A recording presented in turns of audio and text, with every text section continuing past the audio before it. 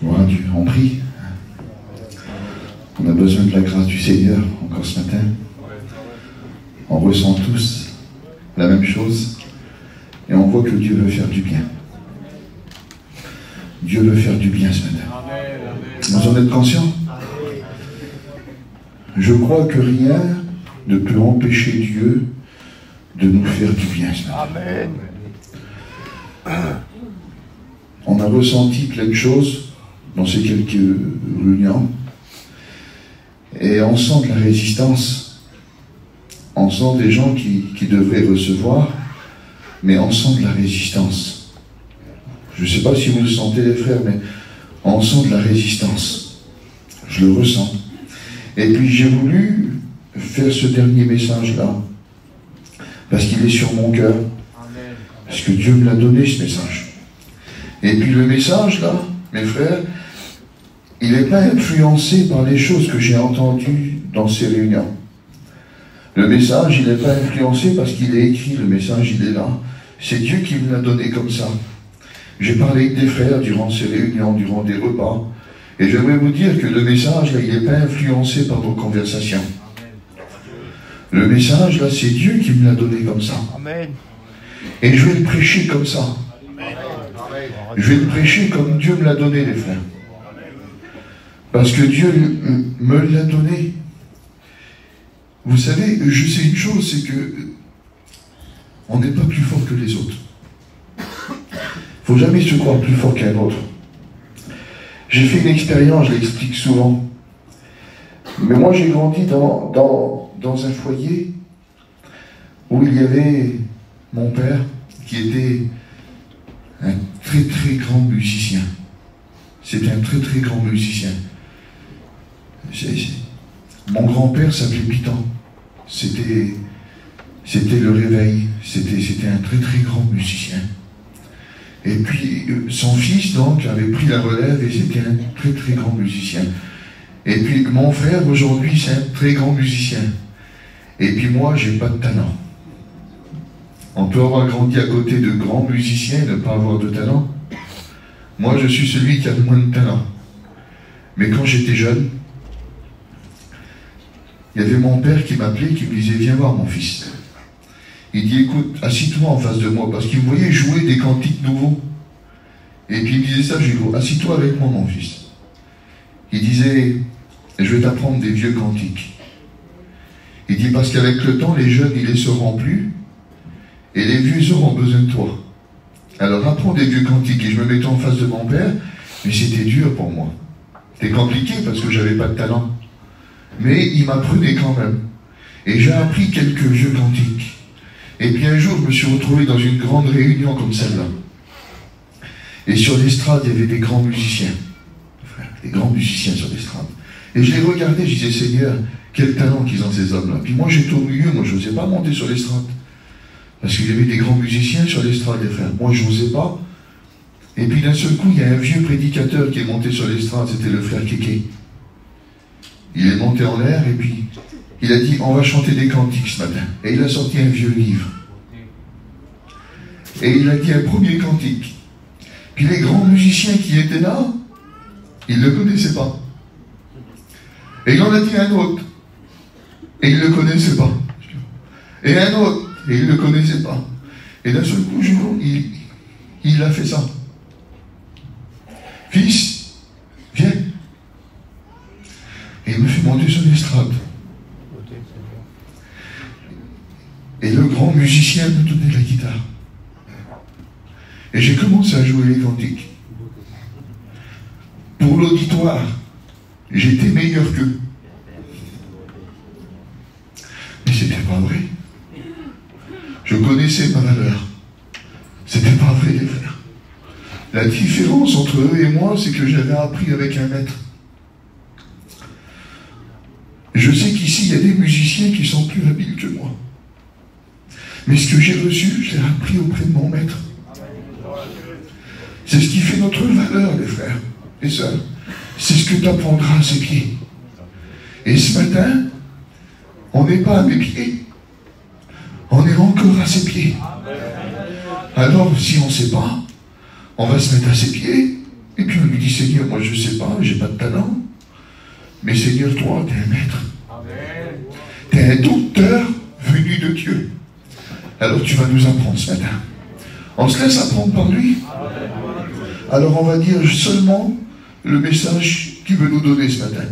Et là, on va prier. Hein. On prie ensemble. Dieu est bon. Dieu est bon. Je monte à Moïse et à Johan de prier. Que ton nom soit glorifié par vous deux. Seigneur, je reçois ta présence. Seigneur, toi ton serviteur, Baroudel, le message que tu lui as donné, Seigneur. Quel privilège, Seigneur, dans cette matinée qu'on puisse l'entendre et qu'il nourrit nos âmes. Seigneur, bénis l'auditoire et bénis ton serviteur, Baroudel. Merci pour ces bons moments qu'on va passer dans ta présence, Seigneur. Tu es le roi des rois, le Seigneur des seigneurs. Je rends gloire au Père, je rends gloire au Fils et je remercie le Saint-Esprit. Amen. Merci Seigneur de ta grâce. Merci d'être là encore ce matin.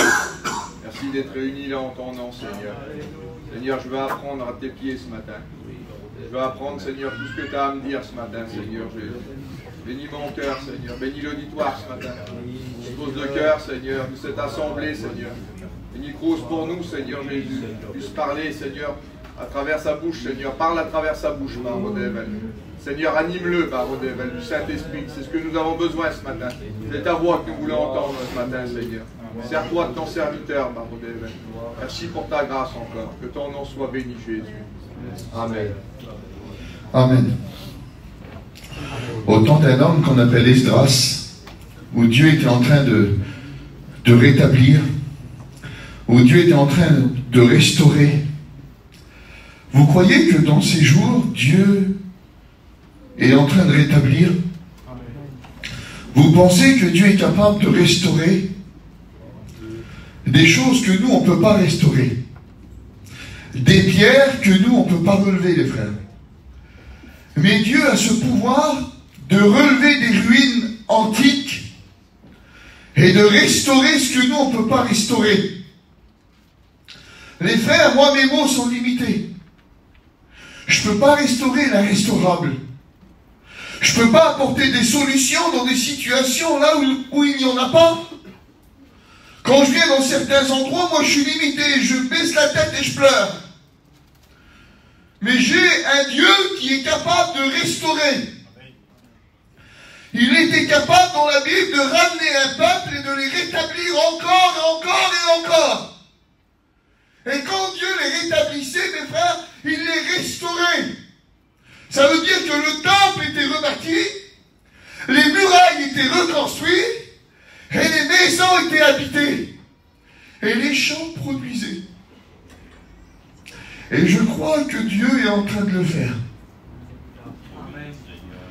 Je crois de tout mon cœur, Dieu est en train de le faire. Dieu est en train de restaurer. Dieu est en train de relever des ruines. Des ruines antiques. Une ruine antique, c'est une pierre qui s'est enfoncée dans la terre, sur laquelle de la boue est venue, de la verdure a poussé, et la pierre, on ne s'en souvient plus là. Mais Dieu est capable de relever des ruines antiques. Ça veut dire qu'il va chercher dans une profondeur dont nous, on n'est plus capable, parce qu'on ne voit plus, il n'y a plus de souvenirs, il n'y a plus rien. Mais quand le cœur est vrai là-bas, il va chercher le Jonas dans le plus profond, et il est capable de le relever et de le remettre à sa place. Je le crois que Dieu est en train de le faire. Mais quand Dieu le fait, il y a de l'opposition. Il y a 3 hommes dans la Bible. Les serviteurs de Dieu connaissent cette histoire. Ces 3 hommes qui ont écrit une lettre, une mauvaise lettre. Ils avaient plusieurs collègues avec eux. Ils s'appelaient Bishlam, Mitréda et Tabel. 3 hommes qui se sont levés. Et ces hommes-là vont venir, Jackie, ils vont écrire une lettre. Parce qu'ils voyaient un peuple qui était en train de se restaurer. Ils voyaient un peuple qui était en train d'être rebâti. Ils voyaient un peuple qui était en train d'être relevé. Et ça ne leur plaisait pas. Alors ils vont écrire une lettre à leur roi, à Artaxerxès. Et cette lettre-là, écoutez ce qu'ils vont dire. Parce que le diable ne veut pas que tu sois restauré. Le diable ne veut pas que tu sois relevé. Et c'est pour ça que dans les réunions, les frères, dans les appels, on ressent de la résistance. Parce qu'il y a cette lettre-là qui s'écrit sur ta vie. Écoutez ce qu'ils vont dire. C'est dans Esdras 4.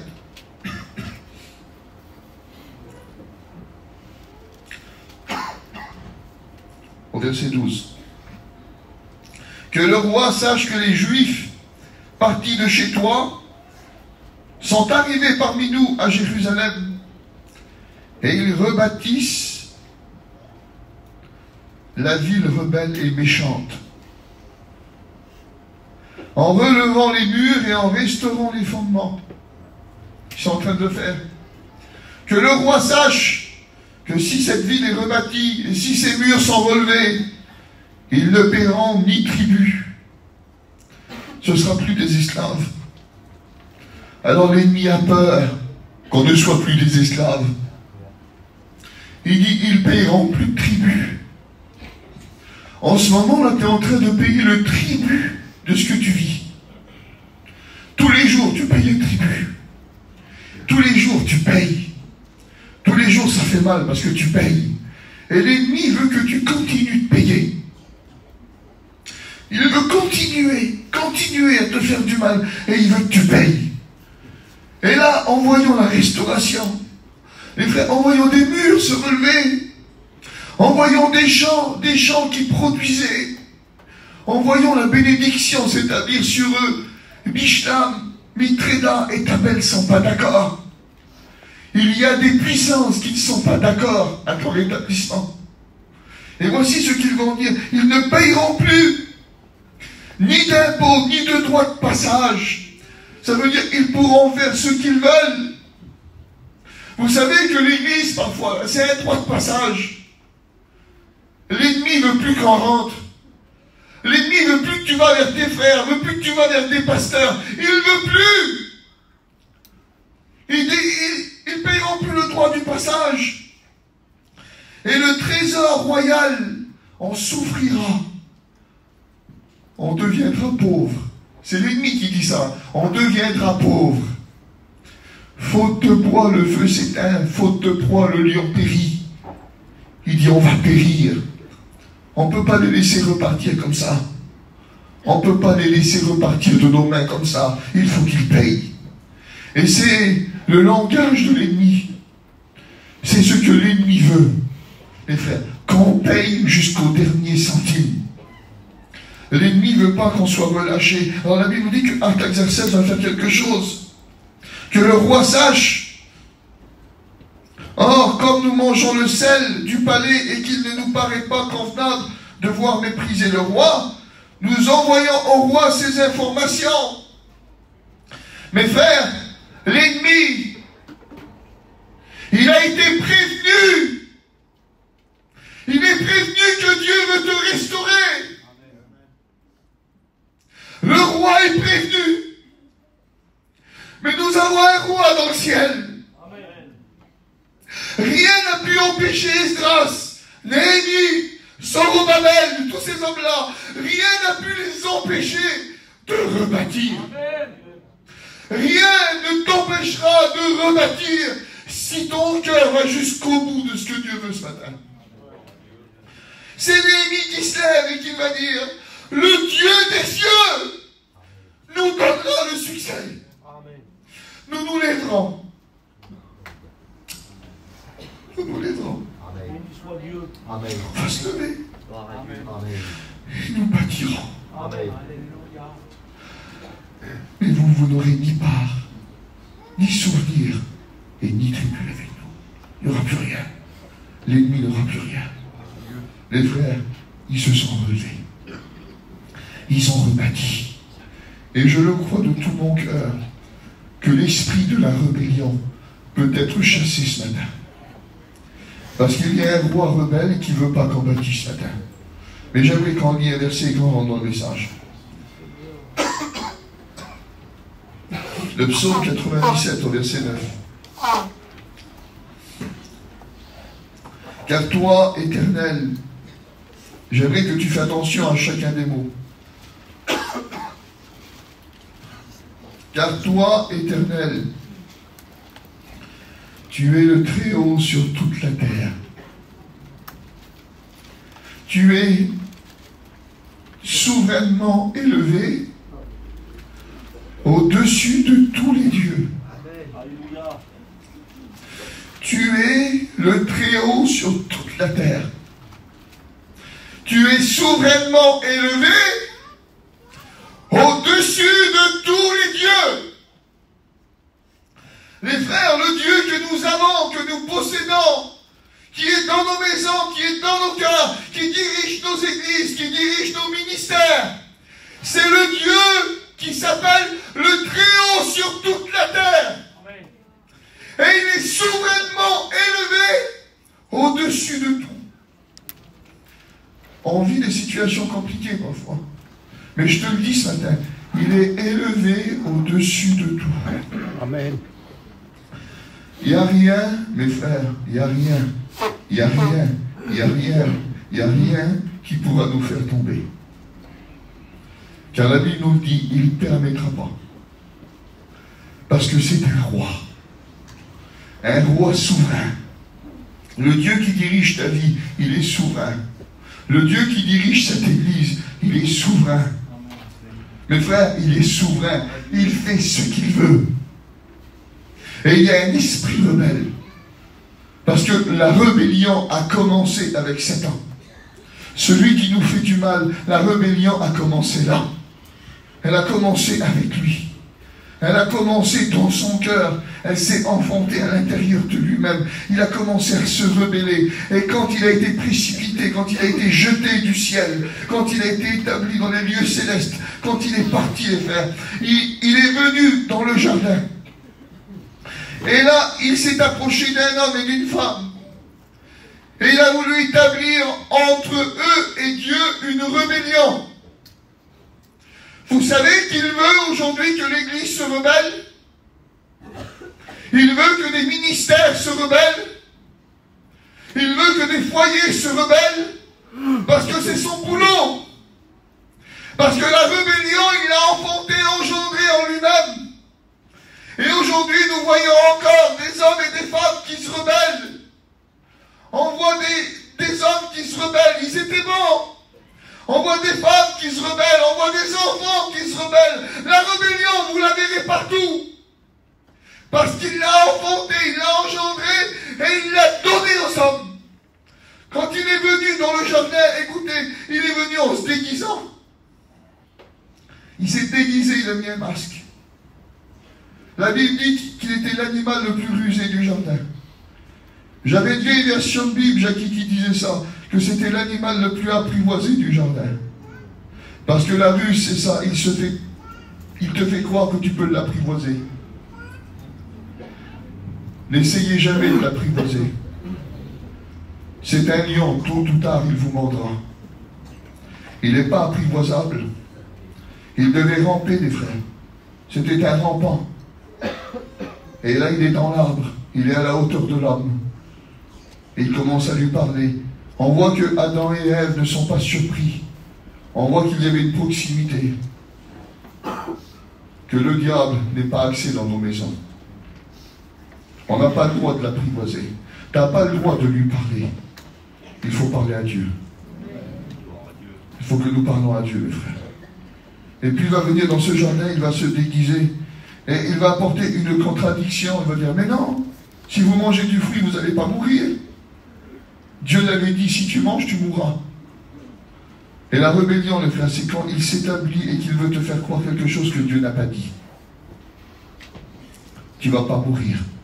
Je te dis devant Dieu, si tu prends quelque chose qui lui appartient, tu vas mourir. On n'a pas le droit de prendre quelque chose qui lui appartient. Une parole qui vient de lui, un acte qui vient de lui, on n'a pas le droit. Si on veut vivre, il faut que ça vienne de Dieu. Quand ça vient de Dieu, tu peux vivre. Quand ça vient de Dieu, tu es restauré. Quand ça vient de Dieu, tu es vivant. Et là, on voit qu'il va encore venir en donnant une fausse idée de Dieu. Il sait, Dieu, le jour où vous en mangerez, que vous serez plus intelligent. Dieu sait. Il donne une fausse idée de Dieu, les frères. Vous savez qu'il y a des gens qui viennent dans nos réunions avec des fausses idées de Dieu. Il y a des gens qui ont passé par des drames et le diable arrive à leur faire croire que c'est Dieu. C'est Dieu qui l'a fait. Il y a des gens qui ne veulent plus venir ici parce qu'ils croient que c'est Dieu. Des fausses idées de Dieu. Des ministères sont tombés à cause que le diable a réussi à rentrer une pensée et a établi en eux une fausse idée de leur frère, une fausse idée de l'Église, une fausse idée de Dieu. Ça rentre ici, ça descend ici et ça détruit tout. C'est un rebelle. Et il veut que tu te rebelles. Il veut que tu te rebelles dans ta situation. La pensée qu'il va essayer de mettre dans ton cœur, c'est pour que tu te rebelles. Le sentiment qu'il va faire naître ici, c'est pour que tu te rebelles. Il veut t'éloigner au plus loin du troupeau. Il ne veut pas que tu sois au contact des ministères. Il ne veut pas que tu sois au contact de la vraie Église. Il ne veut pas. Il veut t'éloigner de l'enseignement parce qu'il veut que tu te rebelles en te donnant une fausse idée de Dieu.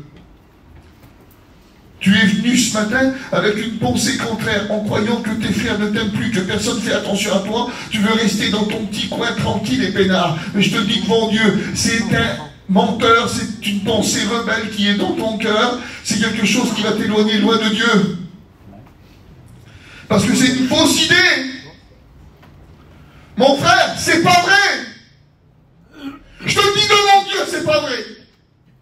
C'est une fausse idée qui naît en toi et qui est en train de te faire du mal. Parce que c'est un rebelle. Et il veut que tu te rebelles. Et il va aller encore plus loin parce qu'il va dire, vous aurez plus de droits. Vous serez comme des dieux. Connaissant le bien et le mal, plus de connaissances. Mais c'est un menteur. Parce qu'il va descendre tout droit au chaos, tout droit au péché. À la séparation entre eux et Dieu, parce que c'est ce qu'il veut faire, établir aujourd'hui une séparation entre toi et Dieu, entre toi et tes frères, entre toi et l'Église, entre toi et ton foyer, toi et ta femme. Il met des séparations. Il détruit la communion. C'est un destructeur de communion. Vous voulez savoir comment ça a commencé? On regarde ensemble, mes frères, où la rébellion a commencé. Parce qu'aujourd'hui, il y a plein de personnes qui se rebellent sans le savoir. Et on va le voir ensemble. On fait une lecture, les frères.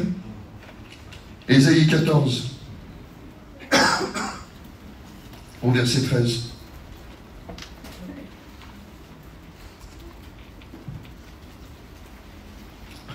Tu disais en ton cœur, je monterai au ciel, j'élèverai mon trône au-dessus des étoiles de Dieu. Je m'assirai sur la montagne de l'assemblée, à l'extrémité du septentrion. Je monterai sur le sommet des nuées. Je serai semblable au Très-Haut.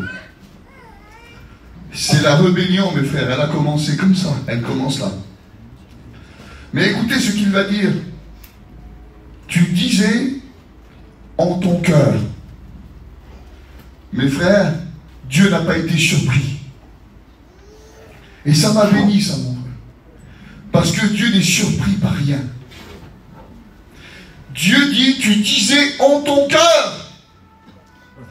Ça veut dire quelque chose de caché. Quelque chose que personne n'avait vu, personne n'avait soupçonné. Tu étais un chérubin protecteur, tu déployais tes ailes, tu avais ta place. Mais tu as dit en ton cœur. Quelque chose s'est fait dans le cœur. Mes frères, la rébellion commence dans le cœur. Une pensée rebelle à Dieu commence à l'intérieur. Ça commence ici, ça commence dans le cœur, dans les profondeurs de ta vie. Ça commence là. C'est là qu'il va agir. C'est là qu'il va essayer de détruire. C'est dans le cœur. Parce que le diable ne veut pas simplement rentrer dans ta tête, il veut rentrer dans le cœur. Il veut établir ses pensées dans le cœur. Il veut établir la misère dans le cœur. Il veut établir les mauvaises pensées, les mauvaises humeurs, les mauvaises choses dans le cœur. C'est là qu'il s'établit. Mais Dieu dit, je t'ai vu. Je t'ai vu. Ah que c'est beau. Je t'ai vu. Je t'ai pas soupçonné, je t'ai vu. Je t'ai discerné. Tu m'as pas surpris. Quand la pensée est née dans ton cœur, je la connaissais. Je t'ai vu. Et je te le dis devant Dieu que la rébellion qui s'installe en ce moment, Dieu la voit. Et Dieu n'est pas d'accord. Et écoutez comment il va commencer. Je monterai. Je monterai au ciel. Il a voulu monter. Le verbe en hébreu c'est ça. Monter, élever, quitter, se retirer, pousser, croître, une autre semence, s'en aller au loin, exalter, offrir, apporter. Mes frères, il voulait une place que Dieu ne lui a pas donnée. Et la rébellion, c'est ça. C'est quand tu désires quelque chose que Dieu ne t'a pas donné. La rébellion, c'est ça, c'est de vouloir monter ou de vouloir fuir. La rébellion, c'est ça, mes frères. Mes sœurs, c'est ça la rébellion. Aujourd'hui, tu es à une place.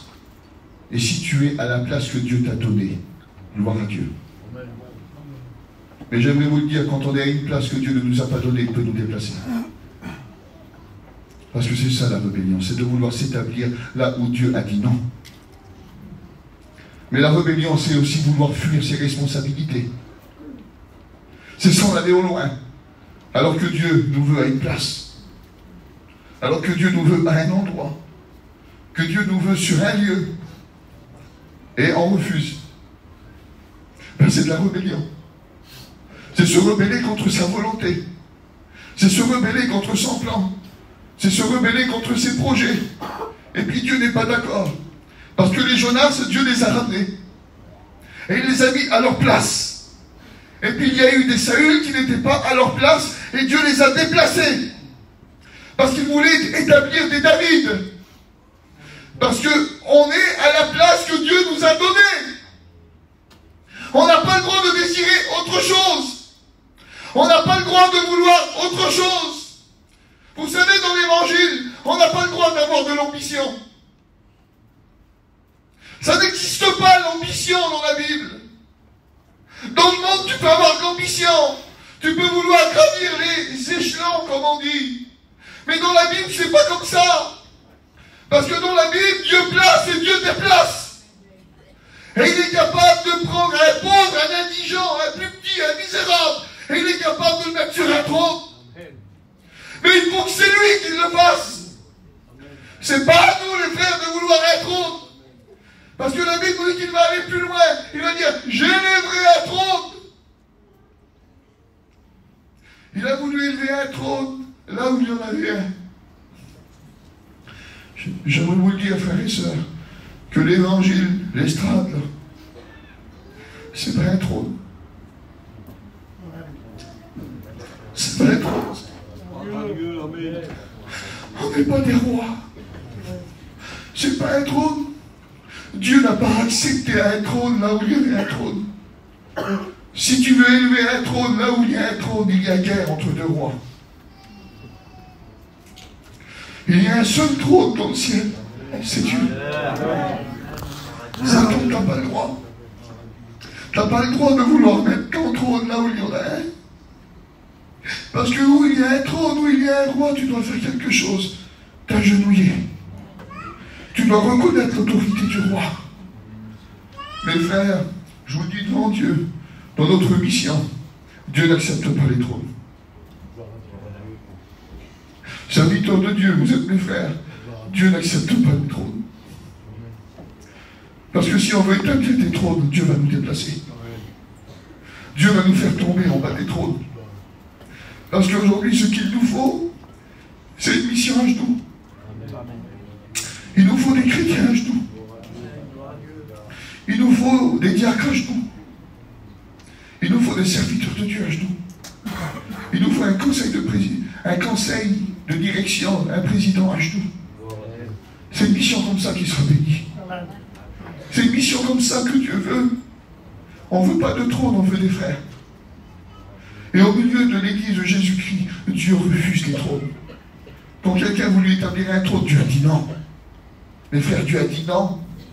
Dieu a dit non, Dieu n'a pas été d'accord. Et Dieu n'est pas d'accord. Dieu veut que tu occupes la place que Dieu te donne.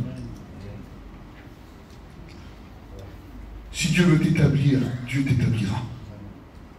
Si Dieu veut te déplacer, il te déplacera. Parce qu'il est souverain. Il est élevé au-dessus de tout ce qui s'appelle Dieu. Et la rébellion, c'est ça. Tu n'as pas le droit de fuir tes responsabilités. Tu n'as pas le droit de t'en aller au loin. Si Dieu veut établir, il établira. Tu as beau te cacher dans les bagages, Dieu te voit. C'est Dieu qui fait. Mon frère, c'est Dieu qui fait. C'est pas toi, c'est Dieu. Parce qu'il est souverain. Tu n'as aucun mot à dire. C'est Dieu qui le fera. C'est Dieu qui le fera. C'est pas toi, c'est Dieu. C'est sa volonté. On ne peut pas passer outre sa volonté. Et là, le diable a voulu passer outre la volonté de Dieu. Il a voulu s'établir, les frères. Il a voulu mettre un trône. Mais Dieu le rejette. Il va encore plus loin. Il va dire, j'élèverai. J'élèverai. Il a voulu construire quelque chose. Il a voulu construire. C'est bien, Jackie, construire. Tu es un constructeur, Jackie. Tu es un homme qui a construit beaucoup de choses. Et que Dieu te bénisse. Mais lui, il a voulu construire. Là où il y avait tout. Et quand il y a tout, tu n'as pas besoin de construire. Tu ne construis pas au ciel. C'est lui qui prépare la place. Amen. Tu ne construis rien là-bas. Là-bas, tu ne prendras plus de pelle, tu ne prendras plus de truelle, tu ne prendras plus de ciment, tu ne prendras plus rien. Amen. Parce qu'il y a tout. Tu as tes besoins au ciel. Mais lui, il a voulu construire quelque chose. Il a voulu devenir le bâtisseur de sa propre vie. J'élèverai. Construire quelque chose. Quel danger. Et un homme a employé le même mot. Il s'appelle Abraham dans Genèse 14. Un homme vient vers lui. Le lot. Il vient vers lui. Il s'appelle Béra. Il dit, Abraham, je te donnerai tout. Tu as remporté la guerre sur ce roi. Écoute, moi je te donne tout aujourd'hui. Prends tous les richesses de Sodome. Prends tout. Tout t'appartient, tout est pour toi. Donne-moi seulement les gens. Mais prends tous les richesses de Sodome, tout est pour toi. Tout ce qui nourrit Sodome, tout ce qui enrichit Sodome. Prends tout pour toi, donne-moi seulement les gens. Proposition acceptable. C'est une belle proposition quand même. Vous savez qu'il y a des propositions qui ne se refusent pas. On le dit, hein. Je tiens à une proposition qu'on ne peut pas refuser. Mais il y a des propositions qu'un chrétien doit refuser. L'homme, mes frères, il ne peut pas refuser. Mais le chrétien, il doit refuser. Et là, Abraham va faire quelque chose. Il dit, j'élève ma main. Le diable a dit, j'élève un trône. C'est le même mot. Hein. Mais Abraham dit, j'élève la main. Il ne lève pas de trône, il dit, je lève ma main. Et je jure. Il jure. Il dit, je jure sur le Dieu du ciel et de la terre. Je ne prendrai rien de tout ce qui est à toi. Je ne prendrai rien. Les frères, il y avait de l'argent, il y avait de l'or, il y avait des étoffes précieuses. C'est tous les richesses de Sodome. Mais il dit, je jure par mon Dieu, je ne prendrai rien de tout ce qui est à toi. Pas même un fil, pas même un cordon de soulier, de peur que tu dis, j'ai enrichi Abraham. Et il va rajouter quelque chose, rien pour moi. Gloire à Dieu. Rien. Mais frère, vous savez pourquoi il est en train de refuser ce que cet homme est en train de lui proposer là? Il s'appelle Béra. Il veut dire le fils du mal. Et il vient de Sodome qui veut dire le royaume qui brûle. Et il va dire, je refuse, Julo, je refuse. Mais quelle facilité de... C'est plus facile de refuser le diamant. Un gros diamant comme ça qui se voit. Tu t'imagines, tu prends un gros diamant là dans Sodome, c'est rien. C'est un gros diamant. Mais le diamant là, il prend trop de place. Le diamant là, tout le monde va le voir. Alors le diamant, tu ne le prends pas. Parce qu'il est visible. Oui, mais Abraham, il dit, un fil. Un cordon de soulier, un lacet. Ça se voit pas, c'est un petit fil. Abraham, il dit, rien. Amen. Amen. Je lève ma main, j'en veux pas. Pourquoi? C'est pas toi ma richesse. C'est pas Sodome qui va me nourrir. C'est pas Sodome qui va m'enrichir. Je suis un Dieu qui m'a dit, Abraham, je te bénirai. Alors, Béra, j'ai pas besoin de toi. Béra, j'ai pas besoin de ton argent. Ton petit fil, là, la plus petite de tes choses, là, j'en veux pas parce que c'est quelque chose qui va m'amener à la rébellion. Parce que il est dans une vallée, les frères. C'est la vallée de Chavé. Et la vallée de Chavé, vous savez qu'est-ce que ça veut dire? Être d'accord. Le petit fil, là, mon frère, là, quand tu le prends, c'est que tu es d'accord. Ça va te pousser, ça va t'influencer à être comme lui.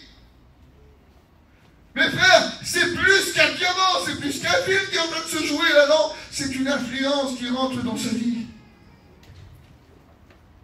Mais Abraham, il dit, je lève ma main. Rien pour moi. Ça me rappelle quelqu'un, moi. Satan vient. Et il n'a rien. C'est Jésus qui l'a dit. Hein. Satan vient et il n'a rien. Abraham, il dit, rien. Et il fait, rien pour moi. Puis il y a un autre roi là-bas qui vient. Il s'appelle Melchisédek. Ça veut dire roi de justice.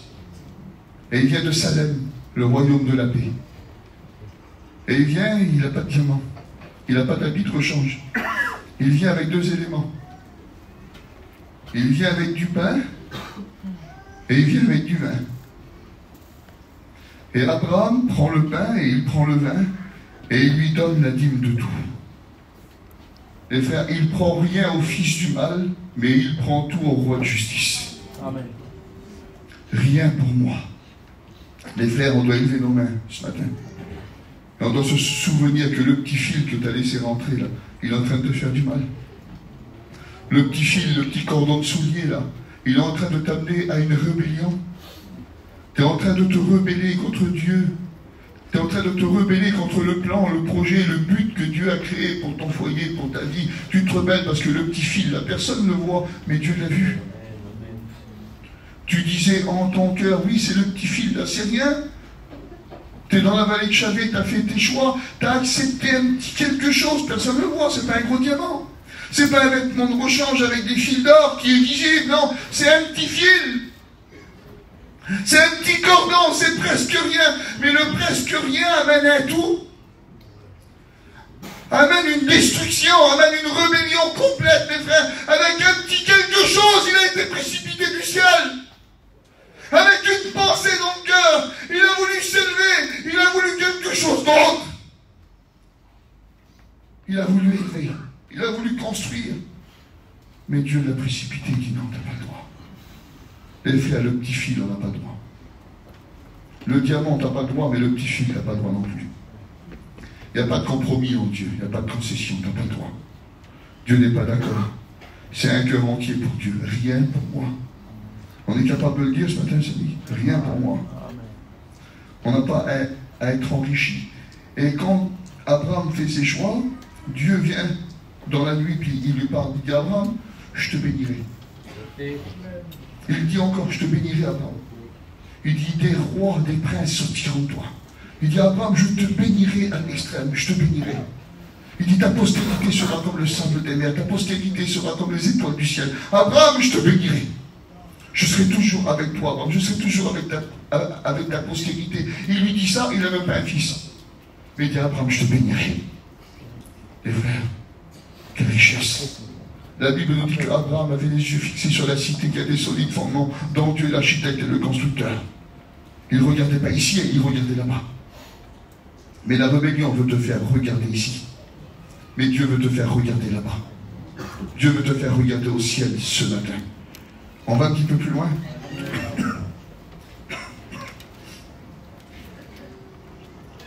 Je m'assirai sur la montagne de l'assemblée, à l'extrémité du septentrion.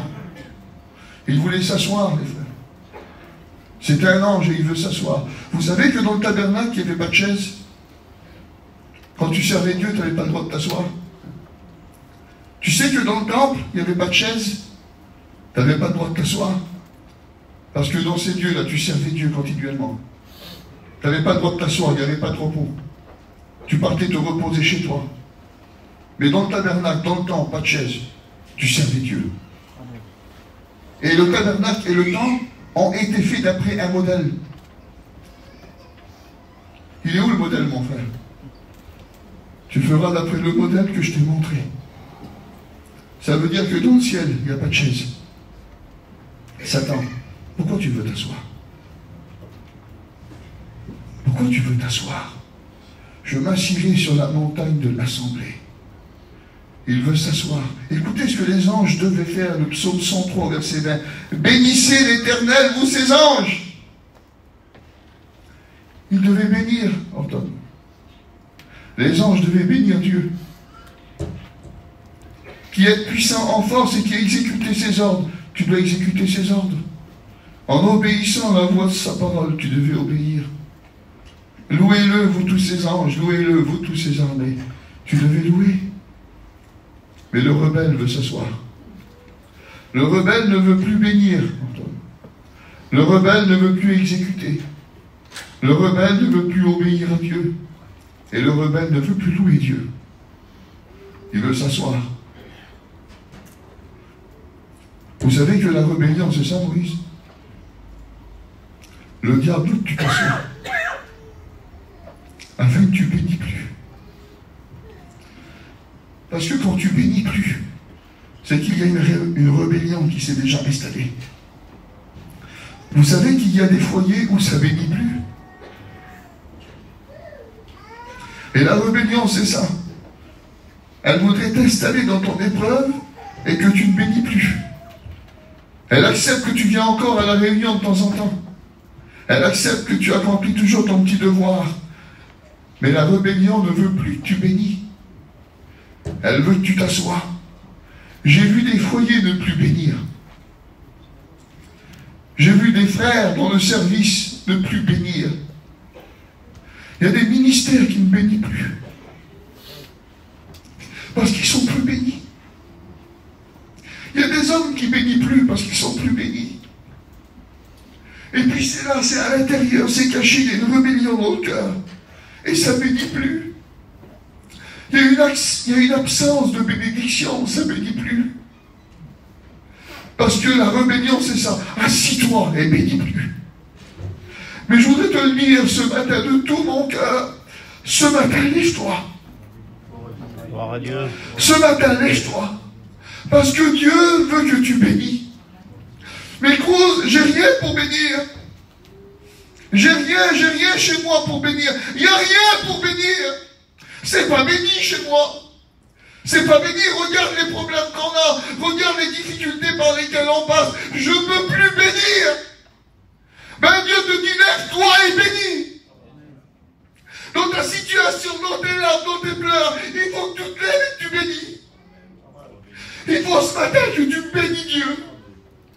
Tu traverses des moments difficiles, il y a des deuils qui nous tapent, qui nous fait mal, qui nous cassent, qui nous brisent. Mais Dieu veut qu'on se lève et qu'on bénisse. C'est la bénédiction de l'Éternel qui enrichit. Et elle n'est suivie d'aucun chagrin. La rébellion te dit bénis plus. La rébellion te dit maudit. Maudit ta vie. Maudit ta situation. Maudit ta place. Maudit ton service. Maudit ton ministère. Maudit la situation dans laquelle tu es. Maudit, maudit, maudit. Assis-toi et maudit. Mais Dieu te dit lève-toi et bénis. Bénis ce matin. Mes frères, on veut bénir. Dieu veut qu'on bénisse. Parce qu'on a déjà commencé à régner dans les lieux célestes en Christ. Et Dieu réclame des bénédictions. Il dit bénis. Exécute. Exécutez ses ordres. Celui qui s'assit, mes frères, n'exécute plus. Quand tu t'assis, tu ne veux plus rien faire. Tu t'assis, tu dis, je me mets là. Et combien de rebelles qu'il a installés dans une rébellion et qu'ils n'ont plus voulu faire, se sont assis là. Et puis tu les voyais pourtant. Ils étaient là. Mais dans leur cœur, ils n'étaient plus là. Ils étaient assis. Et ils n'exécutaient plus. Alors on a un système, on a une structure qui permet que tu ne le vois pas. Tu ne le vois pas, Jackie, parce que la structure, elle cache beaucoup de choses. Mais Dieu voit celui qui n'exécute plus. Dieu voit celui qui s'est assis. Alors il est là, mais il n'exécute plus. Parce qu'il y a des ordres qui sont donnés, mais il ne fait plus rien. Mais Dieu voudrait ce matin que tu te lèves et que tu t'exécutes de nouveau. Amen. Parce que la rébellion, mes frères, c'est ça, elle nous assoit. C'est n'obéit plus à sa volonté. Il a voulu s'asseoir, mes frères, pour ne plus obéir. Et la Bible nous dit, vous courez bien, mais qui vous a arrêté pour vous empêcher d'obéir à la vérité? Vous savez, on peut s'arrêter parfois, dans certains domaines. Mais on n'arrête pas certains domaines. On vient dans nos conventions, dans nos séminaires, dans nos réunions, on est toujours là. Mais la rébellion a réussi à nous attacher. Elle nous a attaqués au plus profond, parce qu'elle nous empêche d'obéir à la vérité. C'est ça que le diable, mon frère, il veut t'empêcher d'obéir à la vérité. Mais Dieu nous dit ce matin, lève-toi. Je veux que tu te lèves ce matin. Tu vas te lever. Et tu vas obéir à nouveau. Tu vas devenir celui qui se tient devant ma face. Tu vas exécuter mes ordres.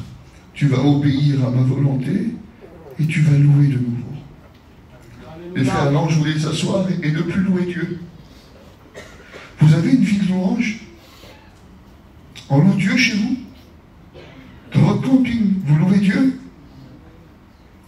Dans votre église, vous louez le Seigneur? Vous louez celui qui est dans le ciel? Quand vous fermez vos yeux, vous êtes en extase, vous le voyez sur le trône? Ou est-ce que vos prières sont toujours de la supplication? Est-ce que votre prière est toujours de la demande? Ou est-ce que vous avez toujours un cœur pour le louer? Un jour, j'ai ma femme, elle était jeune fille. Et elle a passé par un grand problème. Par une grande souffrance. Elle était dans un foyer pourtant béni. C'était une vieille chrétienne déjà, elle avait 28 ans. Elle connaissait Dieu. Mais elle a passé par une souffrance, c'était rentrée ici. C'est une fille. Alors, ça va vous faire rire, mais c'est une fille qui a peur du noir. Un amigo. Elle a peur. Alors, le soir, des fois, quand elle va éteindre la machine à laver dans le camion, elle dit, Rose, elle dit, regarde-moi. Alors, je me mets par la porte, des fois, je dis, oui. Et puis, pour faire semblant, je claque la porte. Hop, elle court. C'est la peur du noir. Mais là, sa souffrance, elle était telle. Tu connais la route de chez moi pour aller jusqu'à l'église, là-bas? Il y a loin. À 3h du matin. Elle prenait son auto. Elle allait se mettre devant l'église, vers nous, là-bas, à 10 km. Et puis elle pleurait toute la nuit. Parce que quelque chose s'était installé là. Et puis elle priait, puis elle voulait parler avec son père. Son père part toutes les semaines dans toutes les églises de France pour évangéliser, pour encourager, pour bénir. Mais même son père, Joanito, ne la comprenait pas. Elle vivait une souffrance intérieure et elle était même plus comprise par les hommes qui vont évangéliser partout. Alors elle vivait un problème profond. Et puis un jour, elle a lu la Bible. Elle a lu ce livre, elle a lu les Écritures qu'on est en train de lire ce matin. Et quelle valeur, la Bible! Elle a lu un verset qui lui disait « Ta souffrance passera comme des eaux, et tu t'en souviendras même plus. » Ta souffrance passera comme des eaux, et tu t'en souviendras plus. C'est terminé, tu t'en souviendras plus. Et puis elle a commencé à changer sa prière. Vous savez qu'est-ce qu'elle a fait? Elle a lu un petit livre qui ne payait pas de mine. Ça s'appelait L'avenue de la louange. Et il y a une phrase dedans qui dit « Cessez d'habiter l'avenue de la lamentation, changez d'adresse, venez habiter l'avenue de la louange. » Amen. Et elle a commencé à louer Dieu. Elle a commencé à louer Dieu. Elle a commencé à louer Dieu. Elle a commencé à louer Dieu. Elle pleurait, elle souffrait, mais elle a loué Dieu. Elle a loué Dieu, elle a loué Dieu, elle a loué Dieu, elle a loué Dieu. Et mes frères, il y a eu un moment, le joug a éclaté. Amen. La porte des reins s'est cassée, s'est brisée. Mais elle ne l'a pas vu. Elle était rentrée dans un état de louange, d'extase. Elle louait Dieu, elle proclamait Dieu, elle voyait Dieu sur le trône. Elle était là, puis son Dieu, c'était son bien. Elle était là devant le trône, à genoux, elle louait Dieu, elle louait Dieu, elle louait Dieu. Et arrivé à un moment, elle s'est plus souvenue que Dieu l'avait délivrée. Sa souffrance était passée comme des eaux. Et elle s'en souvenait même plus. Il y en a qui sont assis ce matin. Et ta vie, c'est une lamentation. Tu te lamentes sur tes petits. Tu te lamentes sur tes manquements. Tu te lamentes sur tous tes échecs, sur tout ce qui t'a touché, sur tout ce qui t'écrase, sur tout ce qui t'a brisé. Mais Dieu voudrait faire quelque chose ce matin. Dieu voudrait que tu te lèves. Dieu voudrait que tu lèves tes mains. Et que tu loues Dieu. Parce que le rebelle voudrait que tu t'assoies. Voudrait que chez toi, là, c'est une maison de deuil. Mais la Bible nous dit qu'il change les maisons de deuil et il en fait des maisons de réjouissance. Oui, Dieu est capable de donner de la joie, mes frères, il est capable. Vous savez ce que la Bible dit? Et je le dis souvent, parce que chez moi, ça a été mon expérience. Dieu m'a dit un jour, Cruz, je prendrai de nouveau plaisir à ton bonheur. Le plaisir de Dieu, mon frère, c'est ton bonheur. C'est de te voir heureux. Moi, aujourd'hui, j'ai 2 enfants. Quand ils ne sont pas bien, je ne suis pas bien. Quand ils ne sont pas bien, je pleure. Quand ma petite, elle n'est pas bien, je ne suis pas bien. Mais quand mes petits sont bien, avec 10 € dans la poche, je suis l'homme le plus heureux de la terre. Parce que le bonheur de mes petits, c'est mon bonheur. Et ce cœur de père, là, c'est Dieu qui me l'a donné. Et quand je suis bien, Dieu est bien. Il dit, je prends plaisir à ça. Ton petit morceau de pain sec avec la paix. C'est ça qui me plaît. C'est quand tu es satisfait de ce que je te donne. C'est quand dans la position où tu es là, même avec des soucis, des problèmes, quand tu expérimentes le bonheur en Dieu, la louange, quand tu sais obéir, quand tu sais exécuter, quand tu es une personne qui sait encore se présenter devant ma face et dire que le contentement c'est un don de Dieu, mais c'est ça qui me rend heureux. Mes frères, dans cette matinée, il faut se lever. Il faut se lever. Pas de foyer assis. Pas de chrétienne assis. Pas de ministère assis. Il faut se lever. Devant Dieu, il faut qu'on se lève. Devant Dieu, il faut qu'on se lève parce qu'il faut qu'on bénisse ce matin. Ce matin, il faut bénir. Mes frères, il y a des jours qui n'ont pas encore éclaté durant cette mission parce que tu bénis plus, mais ce matin, tu vas te lever. Et puis Dieu va permettre que tu bénis de nouveau, que tu exécutes de nouveau, que tu obéis de nouveau, et que tu loues Dieu de nouveau. Parce qu'on ne veut pas se rebeller, parce qu'il a voulu s'asseoir, mais pas n'importe où. Il dit, je m'assirai sur la montagne de l'assemblée. La montagne de l'assemblée, c'est pas n'importe où. Il ne veut pas s'asseoir sur n'importe quel lieu. Il choisit ses lieux. Et dans le mot montagne de l'assemblée, c'est le mot Moed. Et écoutez, qu'est-ce que ça signifie?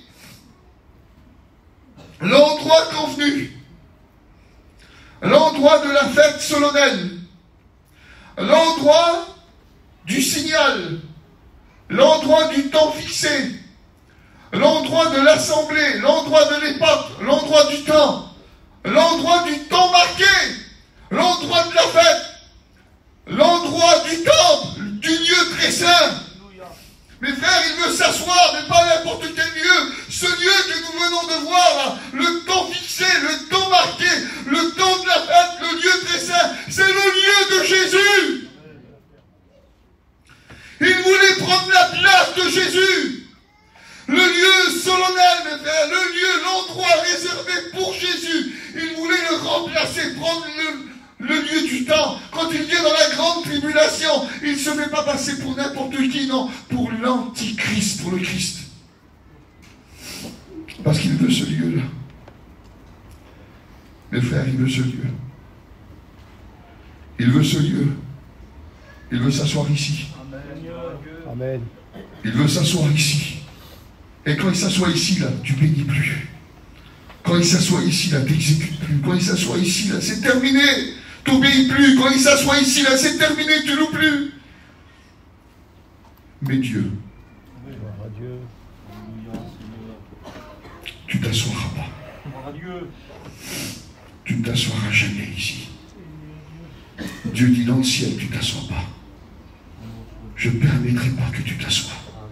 Et je vous le dis devant Dieu, dans cette matinée, Dieu ne permet pas qu'il s'assoie. Dieu n'est pas d'accord qu'il s'assoie.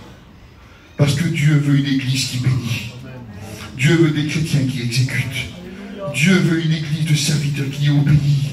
Dieu veut une église avec des serviteurs, des chrétiens, des foyers qui louent Dieu. Dieu n'est pas d'accord. Le temps passe.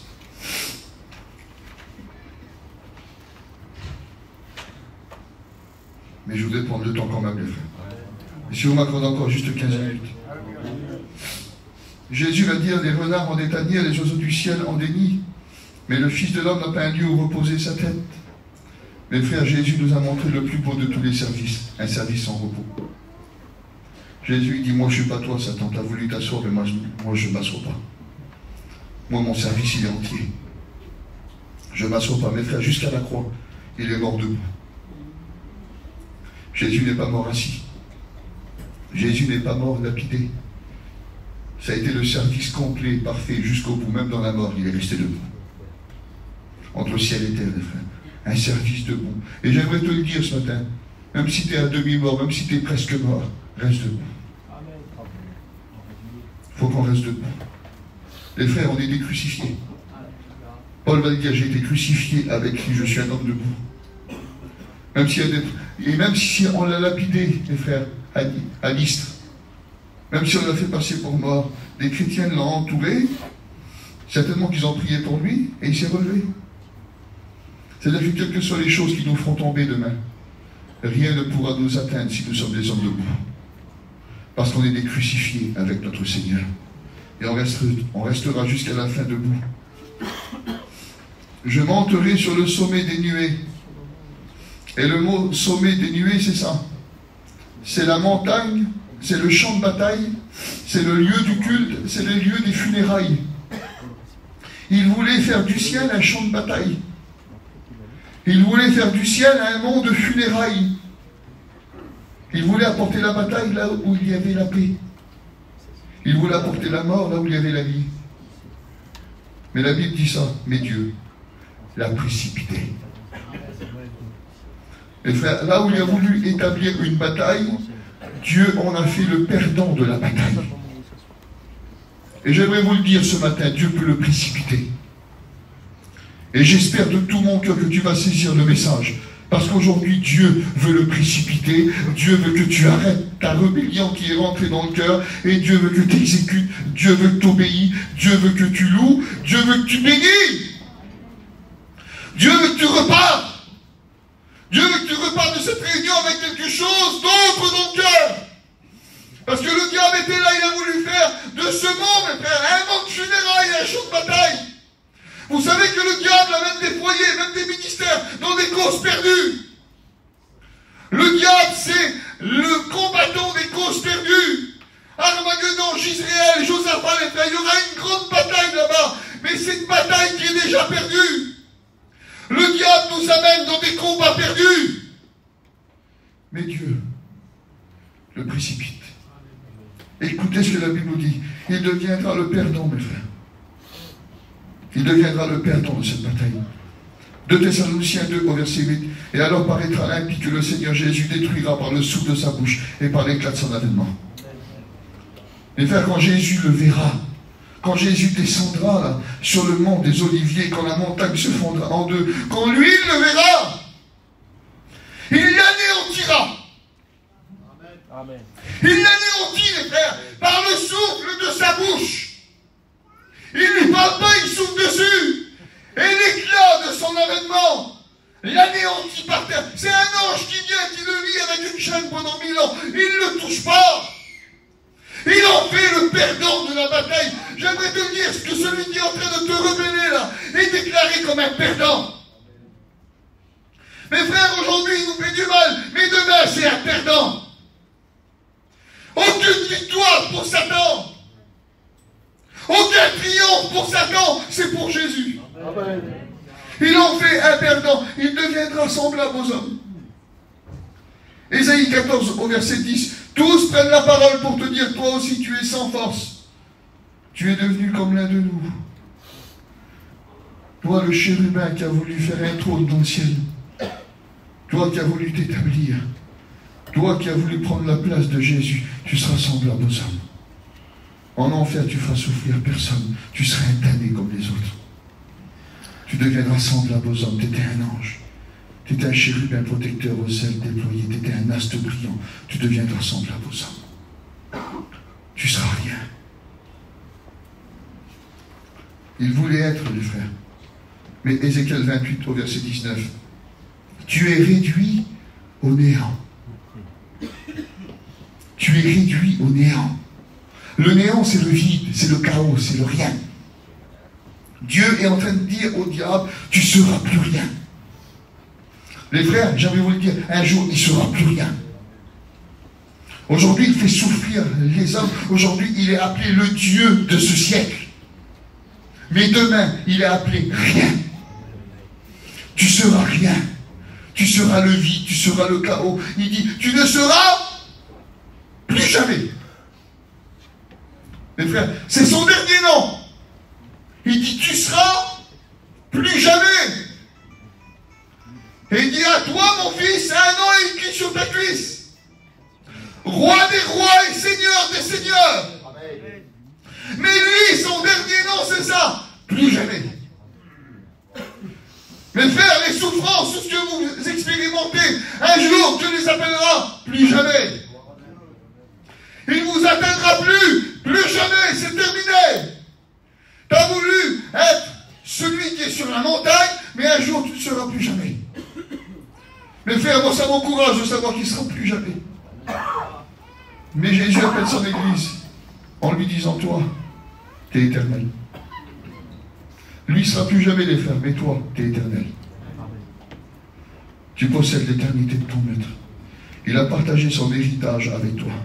Et aujourd'hui, toi, tu es appelé éternel. Tu es appelé à une vie éternelle. Tu es appelé non pas à bâtir un trône, mais à te prosterner devant le trône. Et tu es même appelé à monter sur le trône. Mes frères, il est tellement méchant, il est tellement rusé. Pourquoi? Tu possèdes une place qu'il ne possédera jamais.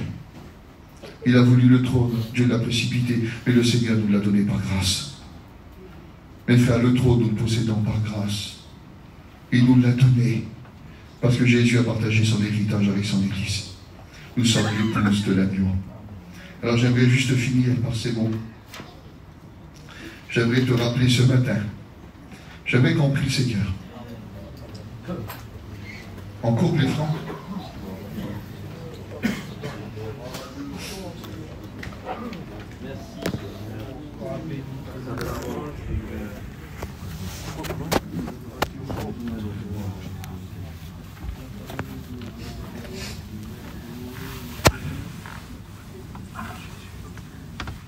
Courbez les fronts, s'il vous plaît. Priez le Seigneur. Sois béni, Seigneur. Ta parole. C'est bon, papa. C'est bonne chose. Tu nous as donné l'éternité. J'aimerais rappeler le premier texte qu'on a lu ensemble. Merci, parce que nous sommes des vainqueurs. Tu es souverainement élevé au-dessus de tous les dieux. Mes frères, la souveraineté de Dieu, il faut s'y soumettre ce matin. Il faut que la rébellion s'arrête. Et il faut accepter ce que Dieu veut. Dans n'importe quel point où tu t'es reconnu. Mais il faut que ça s'arrête. Parce que ton roi est là. Mes frères, mes sœurs, le roi est là. Et le roi, quand il est présent, alors on lui fait une révérence. Parce que le roi est là. Et moi, je voudrais qu'on se prosterne devant lui. et qu'on se met à genoux devant lui. Parce que le roi est là ce matin. Amen, amen, gloire à Dieu. Et la Bible dit ça, c'est pas n'importe quel roi. La Bible dit dans le psaume 10 au verset 16, tu es un roi, l'Éternel est roi à toujours et à perpétuité, un roi avec un trône éternel.